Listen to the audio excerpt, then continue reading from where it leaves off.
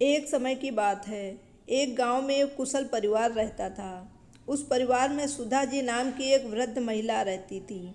सुधा जी की दो बेटी और बहुएं थीं जो उनके साथ ही रहती थीं। बड़े बेटे अशोक की पत्नी नम्रता संस्कारी और सर्वगुण संपन्न थी। वहीं छोटे बेटे की पत्नी अनाया चालाक और बहुत तेज तर्रार थी। एक बार की बात है, सुधा जी और नम्रता मिलकर बहुत सारे लड्डू बनाकर रसोई में रख देती हैं। सुधा जी, बहू मैं मिश्रा जी के वहाँ कुछ काम से जा रही हूँ, तुम लड्डू को थोड़ी देर बाद डब्बे में रख देना।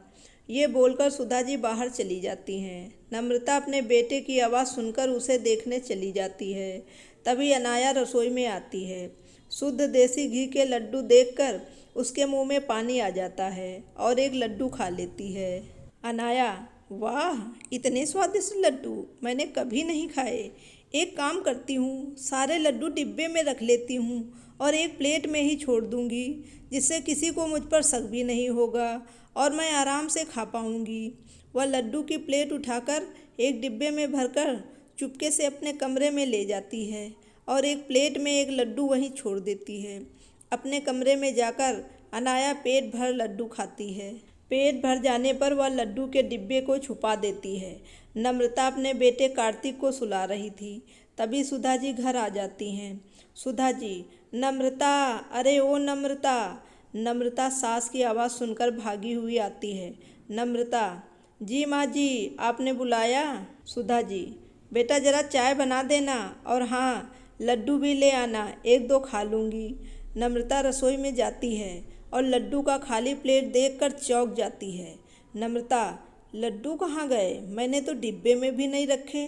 प्लेट में तो एक ही लड्डू है। अभी माँ को बताती हूँ। नम्रता सुधा जी को जाकर बता देती है। नम्रता, माँ जी, लड्डू रसोई में नहीं है। सुधा जी, क्या? लड्डू तो तेरे सामने ही बनाए थे, फिर कहाँ गए? नम्रता, पता नहीं माँ जी, कार्तिक रो रहा था तो मैं कार्तिक के पास चली गई। उसे सुलाकर अभी आपकी आवाज़ सुनकर आ रही हूँ। सुधा जी रसोई में जाती हैं। अनाया लड्डू से भरा हुआ मुंह जल्दी जल्दी साफ करती है और रसोई में आ जाती है। अनाया, क्या हुआ मम्मी जी, आप गुस्से में क्यों हो? सुधा जी, बहू, यहाँ लड्डू की प्लेट रखी थी, अब देखो इसमें एक भी लड्डू नहीं, पता नहीं कौन खा गया। शुद्ध घी के लड्डू थे। तभी अशोक और राहुल भी आ जाते हैं और रसोई से लोगों की बातों को देखकर दोनों रसोई की ओर जाते हैं। अशोक अपनी माँ से मजाक में कहता है, अशोक, क्या हुआ माँ, किस गहन विषय पर चिंतन चल रहा है? सुधा जी, अरे देखो ना बेटा, शुद्ध घी के लड्डू बनाए थे, पता नहीं कौन खा गया, अब इसमें एक भी नहीं है। अनाया, आपके बाहर जाने के बाद तो नम्रता दीदी ही थी रसोई में, शायद कहीं उन्होंने ही। नम्रता, अनाया, ये क्या बोल रही हो तुम? मैं कार्तिक के पास थी। सुधा जी और घर के सभी सदस्य अनाया की बात पर विश्वास कर लेते हैं और नम्रता के खिलाफ हो जाते हैं। सभी नम्रता को खूब सुनाते हैं। वो रोने लगती है। अनाया बहुत खुश होती है। वो खुद से कहती है, इन लोगों को बेवकूफ़ बनाना कितना आसान है। कुछ दिन बाद सुधा जी काजू और बादाम खरीद कर लाती हैं और नम्रता को संभाल कर रख देने के लिए कहती हैं। सुधा जी ये कहकर वहाँ से चली जाती हैं। नम्रता काजू और बादाम के डिब्बे को अलमारी में रख देती है। अनाया काजू बादाम का डिब्बा देख लेती है और रोज़ मुट्ठी भर के खूब काजू बादाम खाती है और इसी तरह एक ही हफ्ते में काजू बादाम खत्म हो जाते हैं। सुधा जी, अरे नम्रता, तुझे काजू बादाम लेकर दिए थे, तू तो दिखा भी नहीं रही है, कहाँ रख दिए हैं?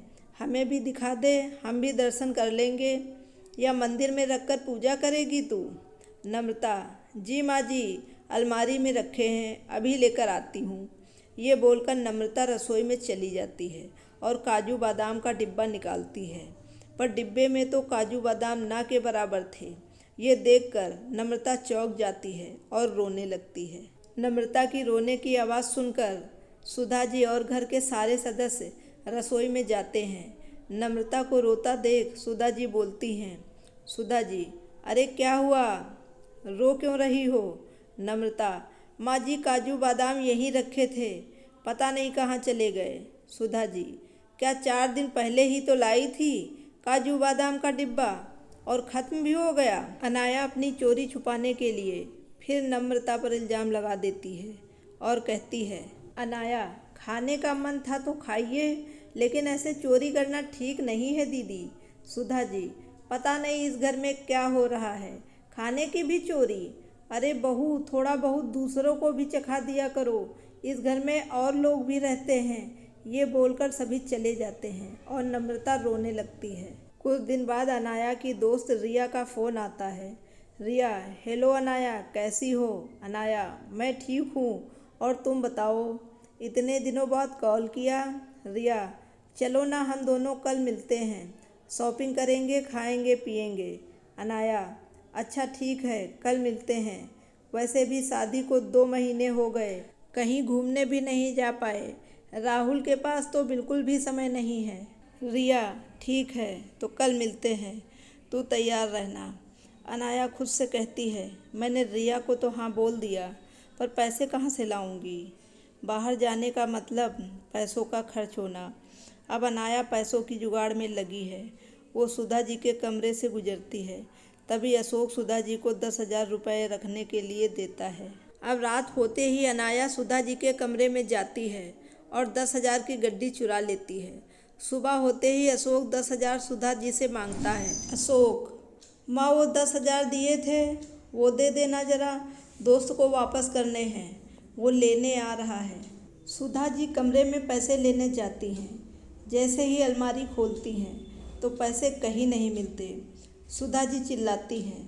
चिल्लाने की आवाज़ सुनकर सुधा जी के सभी सदस्य सुधा जी के कमरे में आ जाते हैं। अशोक, क्या हुआ माँ? अब चिल्ला क्यों रही हो और इतनी घबराई हुई क्यों हो? सुधा जी, मैंने यही 10,000 रखे थे, अब नहीं हैं, पता नहीं कहाँ चले गए। अशोक, नहीं है मतलब? माँ वो पैसे मेरे दोस्त के थे, वो आने वाला है, मैं कहाँ से ला कर दूँगा उसे?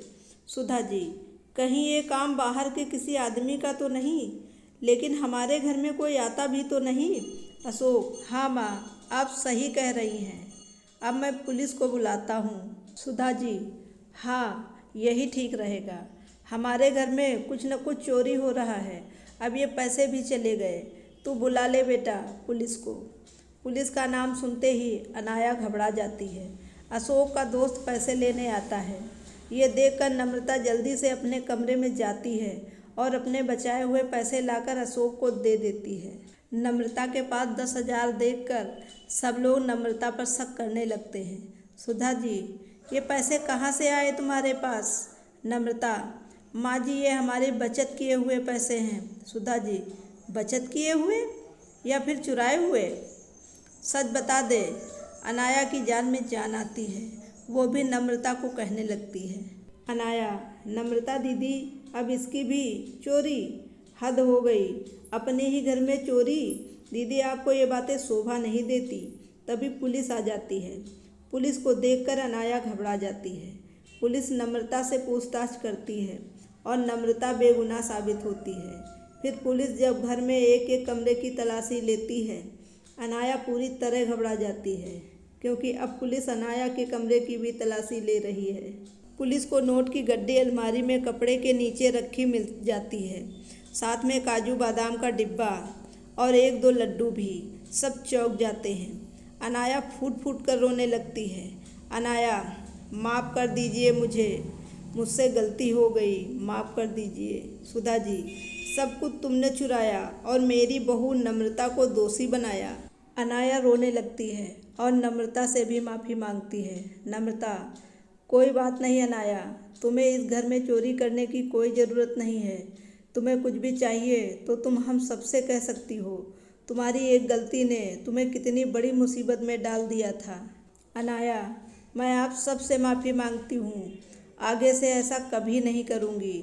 नम्रता अनाया को गले लगा लेती है और सुधा जी नम्रता से माफ़ी मांगती हैं और नम्रता सबको माफ़ कर देती है और अब से सब खुशी खुशी ज़िंदगी जीते हैं।